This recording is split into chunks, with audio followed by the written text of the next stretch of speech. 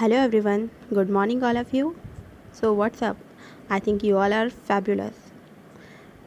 आप सोच रहे होंगे कि मैं लाइन शुरू क्यों नहीं कर रही हूँ, क्योंकि मैंने अपनी लाइन पहले ही शुरू कर दी थी। Practice makes man be perfect. It's mean that कि प्रैक्टिस से ही मनुष्य मन बुद्धि से महान ज्ञानी बन जाता है और जीवन में कितनी भी असफलताएं हैं उनको सफलताओं में परिवर्तित कर देता है। तो शुरू करते हैं आज का हमारे सफ़र about the Longinus. Longinus, his full name was Dionysius Cassius Longinus. He was the critic of philosophical rhetorician and he was born 213 AD and he was died in 270 AD and his period was late antiquity. आप सोच रहे हैं लॉन्जाइनस है क्या, क्योंकि जो new student हैं about criticism के उन्हें कुछ जो टफ वर्ड हैं वो नहीं पता। तो सबलाइम का मतलब होता है एक्सीलेंस, सर्वश्रेष्ठता, और इस चैप्टर में हमें लॉफ्टीनेस वर्ड बहुत देखने को मिलता है। ग्रेंचर उनका मतलब है सर्वोत्तम, उच्चतम, अच्छा। तो ये सारी चीज़ें इसी के अकॉर्डिंग मतलब गुडनेस की चीज़ें आ जाती हैं। और यहाँ पर लॉन्जाइनस ने बताया है गुड और very well writing, how to write good और बेस्ट राइटिंग। लिखते तो सभी हैं लेकिन उसको किस तरह से लिखा जाए, क्या क्या यूज़ करना चाहिए, तो इस चैप्टर में इस सेशन में हम आज देख लेते हैं। 5 पार्ट्स, इसके मेनली 5 पार्ट हैं। ग्रेटनेस ऑफ थॉट, कि हमारे विचारों में महानता होनी चाहिए, वो कैसे होगी वो आगे मैं आपको बताऊंगी वो कैसे होगी। हाँ, सेकेंड स्टार्ट करते हैं। नॉबल डिक्शन, डिक्शन नॉबल होना चाहिए, ये नहीं कि उल्टा सीधा है, अनडिसेंट है, नो। फिर थर्ड में आते हैं यूज़ प्रॉपर वर्ड, प्रॉपर वर्डों का जो प्रॉपर वर्ड्स हैं मीन्स शब्द, उनका अच्छे से प्रयोग करना चाहिए। अगर शब्द ही अच्छे नहीं हैं तो हमारा लेखन कभी अच्छा नहीं हो सकता, सुंदरतम नहीं बन सकता, भव्यता कहाँ से आएगी फिर उसमें। फिर है इमोशन एंड पेशन, इमोशन होना चाहिए। अगर हम कुछ चीज़ पढ़ रहे हैं, देख रहे हैं, तो उसे लगे इमोशन और पैशन दोनों कनेक्ट हो जाएं। Use of figure of speech as metaphor and simile, तो मैं आने वाली चीज़ों में बताऊंगी आपको कि किस तरह से वो चीज़ें यूज़ की थी इन्होंने। स्कॉट जेम्स, इन्हें क्या कहा था, फर्स्ट रोमांटिक क्रिटिक। आप लोग सोच रहे होंगे फर्स्ट रोमांटिक क्रिटिक इन लॉन्जाइनस को क्यों कहा, वर्ड्सवर्थ कॉलेरिज क्यों नहीं?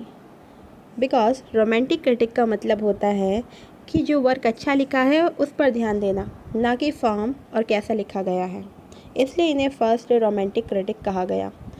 और इस जो चैप्टर है ऑन द सबलाइम, जो एक पूरी इनकी क्रिएशन है, इसका 1/3 भाग पूरा डिस्ट्रॉयड हो चुका है और जितना भी बचा है उससे हमें पता चलता है कि इनके शब्द कितने महान रहे, इनकी राइटिंग कितनी महान रही। और कहते हैं कि किसी ने जो रॉबर्टेलो थे, फ्रांसिस्को रॉबर्टेलो, उन्होंने ये डिसाइड किया काफ़ी सर्च के बाद कि 3rd सेंचुरी वाले लॉन्जाइनस ने इसको लिखा।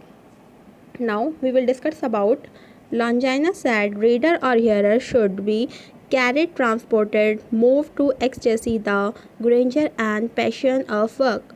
तो यहाँ पर है कि जो भी रीडर और हेयरर है मतलब सुनने वाला, उसकी जो एक्सटेसी है मतलब डिलाइट है और भव्यता है वो किस में पैशन होना जानी चाहिए, उसके कामों में हो जानी चाहिए।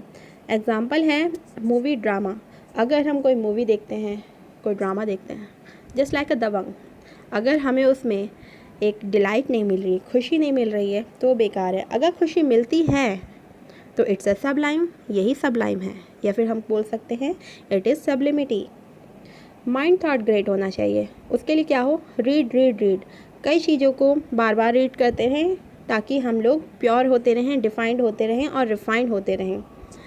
सब्लिमिटी इज़ नॉट अ इनेट, मतलब जन्म से नहीं होती, सीखी जाती है। नेचुरल और आर्टिफिशियल दोनों चीज़ें होती हैं। यूज़ ऑफ प्रॉपर वर्ड्स, ठीक है, इसके मार्ग में कुछ एक बाधाएं हैं जो कि मैं बता देती हूँ। डिफेक्ट ऑफ स्टाइल, मतलब कैसा स्टाइल हो, जो अगर इसमें डिफेक्ट है तो वो सबलाइम नहीं हो सकता। Lack of passion and emotion, उसकी कमी नहीं होनी चाहिए।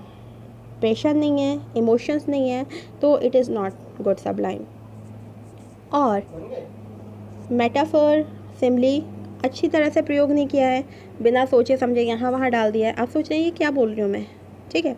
It's a figure of speech. जैसे एक स्त्री को सजने के लिए गहनों की ज़रूरत होती है, वैसे ही साहित्य को सजाने संवारने के लिए फिगर ऑफ स्पीच अर्थात हिंदी में अलंकार, इन सब की ज़रूरत होती है, जैसे कि मेटाफर, सिमली, ऑक्सीमोरन, ये सारी चीज़ें।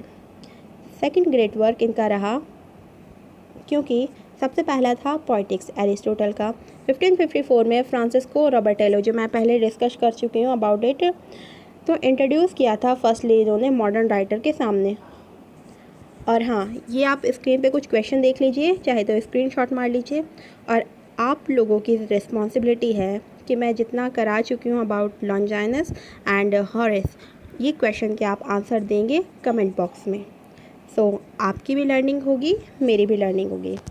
So last but not the least, thank you so much.